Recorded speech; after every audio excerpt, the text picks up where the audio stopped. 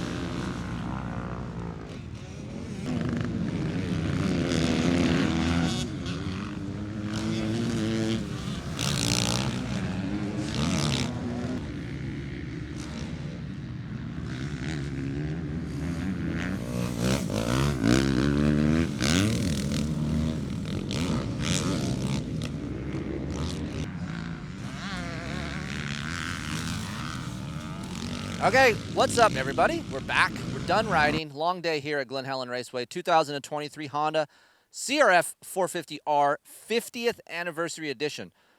So, a little backstory. You guys know I love that. I might have touched on that earlier in the intro, but my dad used to bring me to Honda Valley, which is like an illegal riding area near my house in Hesperia, California. And he would know that Rick Johnson, Johnny O'Mara, David Bailey would be out testing. So he would drive out there in the Jeep, and we would sit and watch them ride and test. And when I saw the gold on this bike, and I knew that Honda was going to introduce the 50th Anniversary Edition, a little piece of me remembered that time with me and my dad. So that was pretty cool. Any memories from those days, Kenneth? For me, I was probably a little young, but just David Bailey for me obviously sticks out. Like, you grew up looking back on all the good times, and I would say that was an era of a good time. So the gold wheels brought that back for me. I don't necessarily love it now, but I like the past. I do too. The blue seat's pretty cool, but there is a jab there. He says, I don't remember because I'm not that old, so I guess that means I'm old. So going off of the changes that Honda made. So let's talk about frame rigidity. This is a little bit of a nightmare for me. As you guys hear me explain this stuff on videos and on my site, I always say, hey, the Honda feels rigid. It just doesn't feel compliant on the edge of tires, and I just get a lot of feedback on the track. I feel more of the track within a Honda. So what did the engineers do at Honda? They make it more rigid in areas and just completely crap on me, right? So with that being said, I've kind of got a little bit more explanation from the engineers at Honda. This chassis, the frame, in all the 450 market is the softest chassis available once they do all their schematics and measuring. So it's actually soft. So in return, as a test guy, I think, now that I know that it's so soft that it's unloading when we load the chassis really hard, and then it snaps back, and all that energy has to go somewhere, and then what we feel is that harshness and that snap back. You feel that as well on current CRF450Rs? Correct. Yeah, you couldn't explain that any better. Personally, me with a Honda, we're at Glen Helen. I think today this track is like probably the worst place to ever ride a Honda. That's my personal experience here. That's why we came here. That's why we came here. But like Kris said, yes, you do get a snapback. The bike does feel rigid and stiff. But I think I found a little bit of progress today, but we can start where you're at. Yeah, so the rigidity, they made a little bit more of a frame change near the down tube area and then with the shock tower. So that's going to help compliancy, which we will talk about here in a little bit. Obviously, the top mounts have changed, so the engine mounts have changed. They went to a 4.6 rear spring to bring that rear end up, which that is a huge help. obviously the revised mapping, as well as the intake on this thing is a little bit narrower. So what that's going to do on paper is going to give you a little bit more of a longer feeling linear power. You need to calm this bike down. I feel like there is a lot of power harnessed within this bike.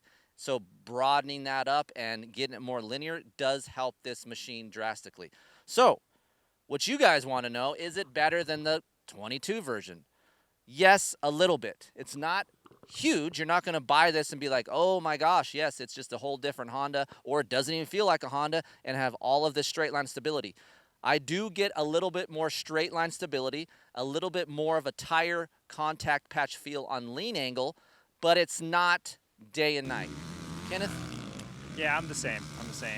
And we had an opportunity to ride an older bike today and then ride a new one. I do prefer, right now, the way that the bike is, I prefer this new model over the older, the 22. I do feel like, yes, in theory, what you said about it being more stiff but almost overall soft, I found some benefits today. I had a little bit better feeling with lean angle. It wasn't so twitchy in the front. That's always been a big thing for me with Honda. I've always been very hesitant with entry into corners, especially small chop. I've always had a front end twitch with a Honda. I didn't have it today, so that was good. I was more or less fighting the rear of the bike, not feeling like I had enough weight on the rear, and just kind of gave me some uneasy feelings coming into the turns. A little bit of deflection in the rear. That as well, yeah. When I was kind of under a load, I never really felt like I had enough weight down, so I got a lot of deflection side to side. So for me, Kenny's 150-ish pounds. Yeah, 150-ish. I think the softer spring would have worked better for him. We did soften up the high speed as well as the low speed, and then went in on the rebound a little bit, and that did help a little bit calm it down. For me, what I would do if you guys are out there wanting to set up your bike a little bit better, I would push the fork height down to about 2 millimeters, run about 106 on the sag. We're about 108 with Kenny, and that does help calm the chassis down. But yes, the frame changes do help. Again, I'm not an engineer. I'm a test guy, so I'm more of a feel type person. You can tell me whatever you want on paper, and I might feel something totally different. So with the increase in rigidity in the areas that they did that, it does help compliancy a little bit. Now, engine feeling, broader, a little bit more linear, not as exciting down low. I'm a map 1 guy. You'd prefer map 1. Map 3 is a little bit too touchy for me, but for me, it's manageable now. It's not so grabby. It's still, area 2 of the corner still has a little bit of that low end RPM touch, but better for you. Yeah, I think this morning when the track's deep, or even if we were back east, I would probably go to map 3 and really want that explosive power out, because I'd be able to manage it there. Here, especially towards the end of the day, we get that dry choppiness. Map 1 all day. If I go to map 3 right now, it's too much. You know, I get a lot more deflection. The chassis feels a lot more lively in map 3, so map 1 was good for me. I still felt like I could want a little more mellow off the bottom, to be honest. I think that would have helped me over a period of a moto.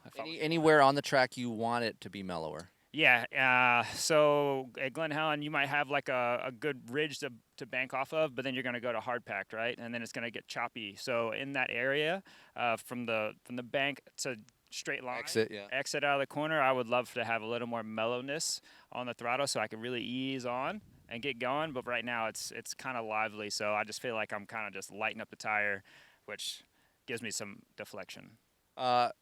You guys will check out a modified 22 video that's coming out shortly after you see this one, and there is some things in there you guys can help that with that will work on the 23 model as well, so stay tuned for that.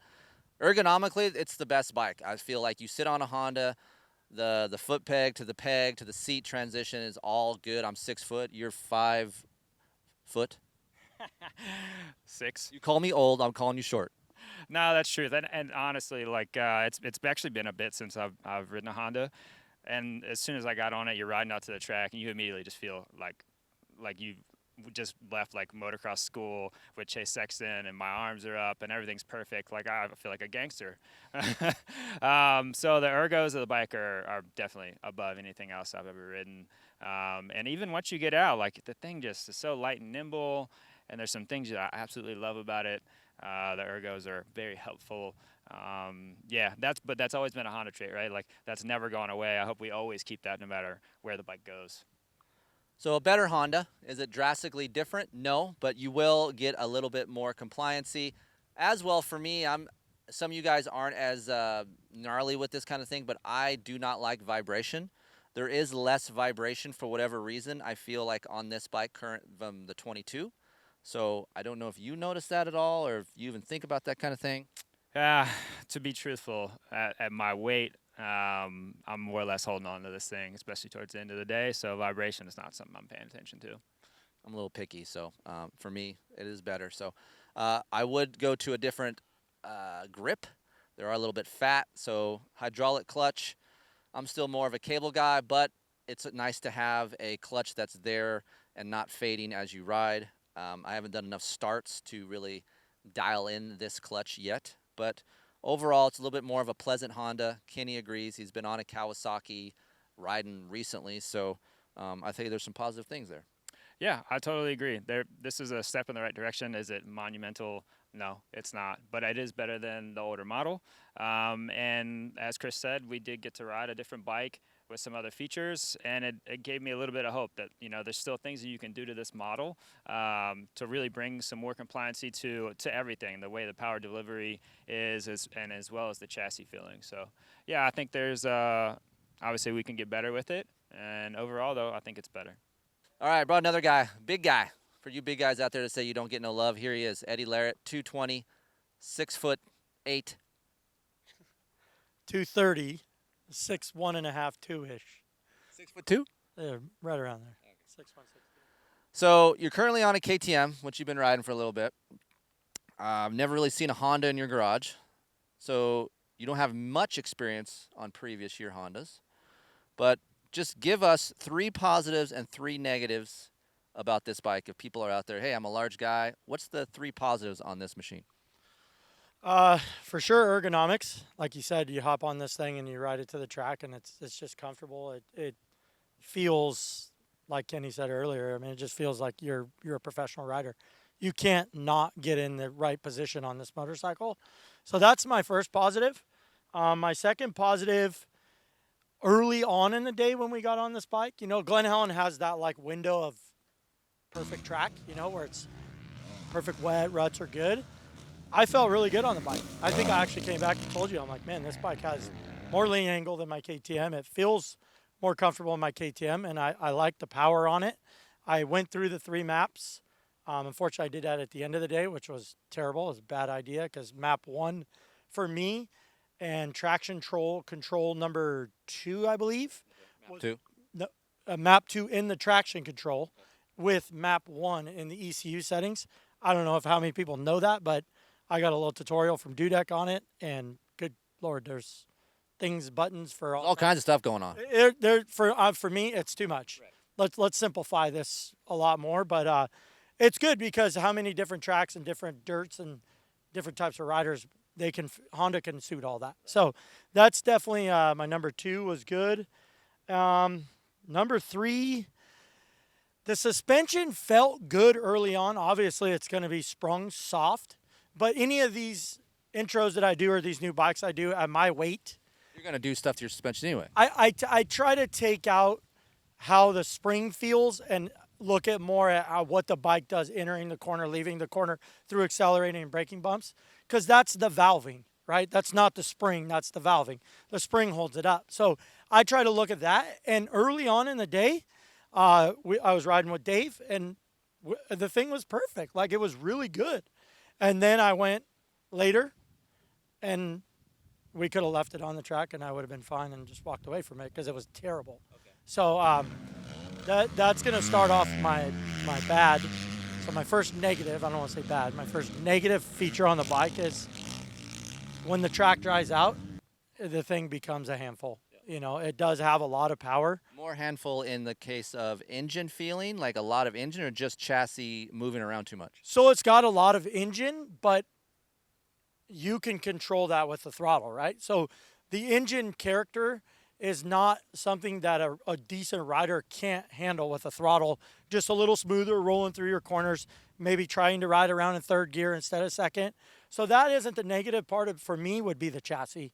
I mean, the thing would bounce. I didn't feel like I had any contact coming into some of like the sweeping corners. It became unpredictable, but it's not like again, like the guy said, we got to ride a modified version of a 22 that I think left us all in awe. Like we were all. Well, it's shocked. there. We just got to. It needs a little love. It's there, 100%. It's there. So that I don't want to tell the people that are like we talked about earlier. HRC has a core group of customers. It doesn't matter if this bike's purple, green, orange. They're HRC guys for life, and they will buy this bike. I'm saying that maybe you should keep your 22 and visit this bike that we're going to release here in a couple weeks, I believe, that might be a better use for your money, unless you just want to go with these gold wheels and these gold handlebars. What's cool about Honda and what they're doing, they are actually selling the 22 model as a 23 model. So if you guys do not know this, for $1,000 less, you can get what they call their RS model, which is basically a 22 model for $1,000 cheaper. Honda's been doing this. They did this with the dual muffler bike up until last year, and now this new change for 23. Now they're selling the 22 version as a 23 as an RS. So if you guys are at your local dealership and you still would want a Honda, you have that opportunity as well to save some money, which I think is really cool. So last thing, negative. Grips. That's not bad. Yeah, grips. It's kind of a bummer because you have such a ergonomically good motorcycle, handlebars, feel, Fat. everything, and then you put these grips that are 3 times bigger than any other grip in the industry.